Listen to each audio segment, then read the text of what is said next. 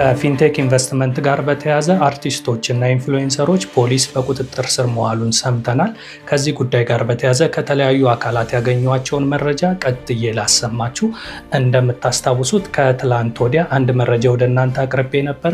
የፍትህ ሚኒስቴር ድረስ በርከት ያሉ ህዝቦች በመሄድ በጠራራ ፀሐይ ፊንቴክ በተባለው ድርጅት ገንዘባችን ተበልቷል፣ ተጭበርብሯል፣ ስለዚህ መንግስት ፍትህ ሊሰጠን ይገባል ሲሉ ድምፃቸውን አሰምተው ነበረ። ታዲያ የባለስልጣኑ ድርጅትም ከህዝብ የቀረበለትን ቅሬታ ተቀብሎ አቃቤ ህግ ለፖሊስ ቀጥተኛ ትዕዛዝ ሰጥቶ ሮብ ከሰዓት አካባቢ 6 የሚሆኑ ግለሰቦችን በቁጥጥር ስር አውሏል። ከዚህ ጉዳይ ጋር እጃቸው አለበት ተብሎም የተያዙት ግለሰቦች አንደኛ አርቲስት ሰራዊት ፍቅሬ፣ ሁለተኛ አርቲስት ይገረም ደጀኔ፣ ሶስተኛ አርቲስት ዳንኤል ተገኝ፣ አራተኛ የሶሻል ሚዲያ ኢንፍሉዌንሰር የሆነውና የማስታወቂያ ባለሙያ የሆነው አብርሃም ግዛው፣ ሌላኛው የሶሻል ሚዲያ ኢንፍሉዌንሰር ደግሞ መንሱር ጀማል፣ እንዲሁም ደግሞ የበጎ አድራጎት ስራዎችን ሲሰራ የሚታወቀው ወንድም ካሊድ ይገኙበታል።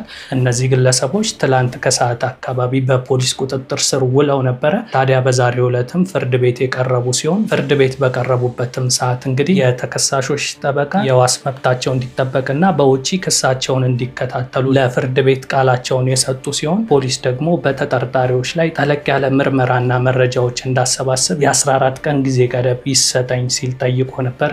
ግራና ቀኙን የተመለከተው ፍርድ ቤት ደግሞ ለነገ 4 ሰዓት ቀጠሮ ሰጥቷል። ስለዚህ በነገው ፍርድ ሂደት ላይ ተከሳሾች የዋስ መብታቸው ይጠበቅ ይሆን፣ በሌላኛው ደግሞ ፖሊስ የ14 ቀን ጊዜ ገደብ ይሰጠኝ ያለው ቃል ይጠበቅ ይሆን የሚለው ነገር በነገው ዕለት የሚታወቅ ይሆናል። ታዲያ ከዚህ ጉዳይ ጋር በተያያዘ አዳዲስ መረጃዎችን ሳገኝ ወደ እናንተ እንዳደርስ በቲክቶክ በፌስቡክ የምትከታተሉኝ ወዳጆቼ ቪዲዮ ስለቅ ቶሎ እንዲደርሳችሁ ፎሎ አድርጉ። በዩቲዩብ እየተከታተላችሁኝ ያላችሁ ደግሞ ሰብስክራይብ አድርጉ። በተጨማሪ ዛሬ ይዤላችሁ የቀረብኩትን መረጃዎች ከተለያዩ ጉዳዩ ከሚመለከታቸው የውስጥ አዋቂዎች ያገኟቸው ናቸው። እንደ ተጨማሪ ደግሞ ከሚዲያ ያገኘሁት ግብአት ደግሞ ከዚህ ሀበሻ ነው። አጠቃላይ ከተለያዩ አካላት የሰበሰብኩትን መረጃ ነው በዚህ መልክ ይዤላችሁ ቀርቤ የነበረው። የነገውን የፍርድ ሂደት ደግሞ ተከታትዬ የማቀርብላችሁ ይሆናል። ለዛሬ በዚህ ያበቃለሁ። መልካም ጊዜ